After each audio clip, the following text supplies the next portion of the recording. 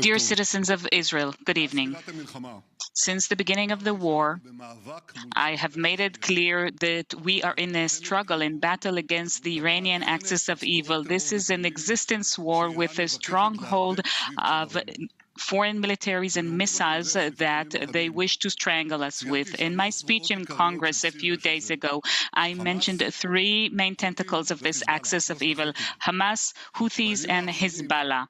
The three H's. Over the past few days, we have given a very strong blow to two of them. 3 weeks ago, we attacked the Chief of General Staff of Hamas, Mohammed Dev, and then 2 weeks ago, we had an Air Force strike in Yemen, which is a very far target. And yesterday, we targeted Fouad Shukr, the General Staff of the Military Chief of General Staff of Hamas. I'd like to thank the IDF, the Shin Bet, the Intel Directorate, and the Air Force, and all security branches on very precise execution in three different fronts. Muhsan was the person directly in charge of the massacre of our children in Majd al-Shams. He was responsible for the murder of many other Israelis. He was responsible for the incessant attack on our people in the north over the past 9 months of war. He was one of the most wanted terrorists in the world.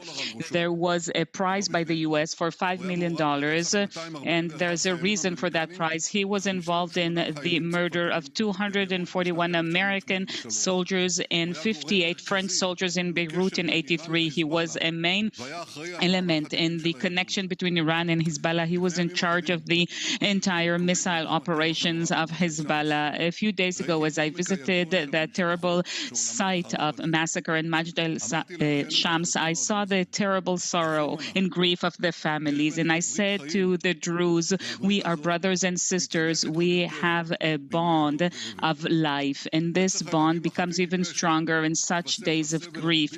And the murder, the massacre of these innocent children is added to the incessant suffering of the people living in the north of Israel who have been sent to exile from their home. And we will not remain silent over that. We settled the score with Mohsen, and we will settle the score with anyone else who massacres our children, murders our citizens. Anybody who harms our country will die, will be killed. The citizens of Israel, we are facing some challenging days. Since the strike in Beirut, we've been hearing threats from various directions. We are ready for any scenario, and we will stand together, determined to face any threat. Israel will exert a very heavy price for any aggression against us from any arena. Citizens of Israel, already back in the first days of the war, I said that it will take some time and it will require patience from all of us. And I repeat that today as well.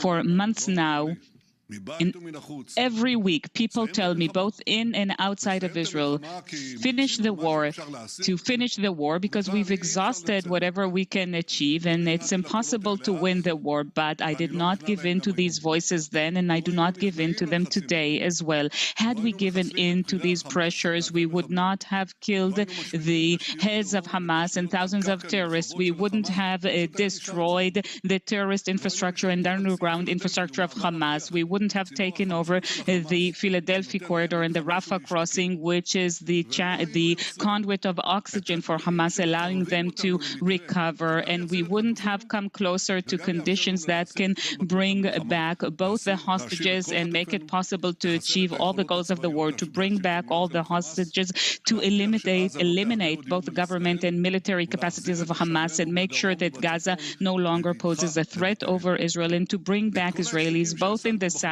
and in the north of Israel safely back to their homes.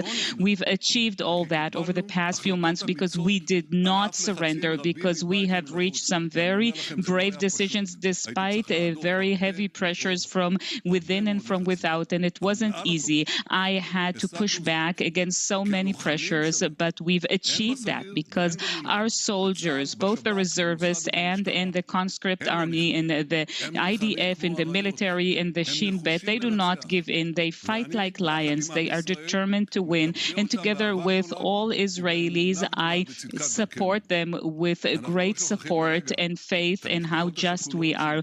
We, of course, do not forget for 1 minute the bereaved family who have lost their precious loved ones, the families of the hostages who are yearning for the return of their loved ones, and the families of those who were injured in battle and are now fighting to recover. Thanks to them and thanks to all of you, citizens of Israel, we will fight together, and God willing, we will win together.